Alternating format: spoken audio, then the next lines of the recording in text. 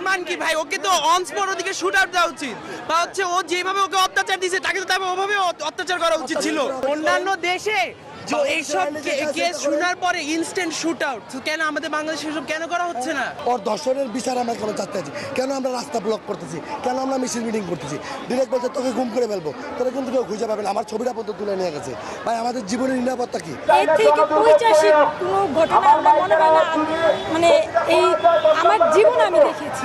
আমরা এটা সুষ্ঠু বিচার চাই এবং এটা খুব দ্রুত বিচার চাই। এই বিচার দ্রুত কার্যকর না হওয়া পর্যন্ত আমরা এরকম কর্মসূচি দিয়েই যাব।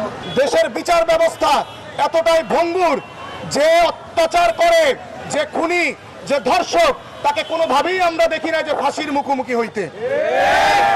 গত বছর আমাদের ছোট্ট মেয়ে আসিয়ার ঘটনা হয়তো আপনাদের মনে পড়বে। আমরা বলতে চাই বা আমরা জানতে চাই যে আসিয়ার ঘটনা পরিপূর্ণভাবে তদন্ত হওয়ার পরেও কেন তার ধর্ষককে ফাঁসি দেওয়া হইল না। আমরা দেশের আইনের প্রতি শ্রদ্ধা রেখে বলতে চাই, যদি আপনারা এই ধর্ষকদের পূর্ণ বিচার করতে না পারেন তাহলে এই জনগণের উপরে ধর্ষকদের ব্যবস্থা ছেড়ে দেন। আপনারা সচেতন নাগরিকদের নিয়ে প্রতিরোধ গড়ে তোলেন।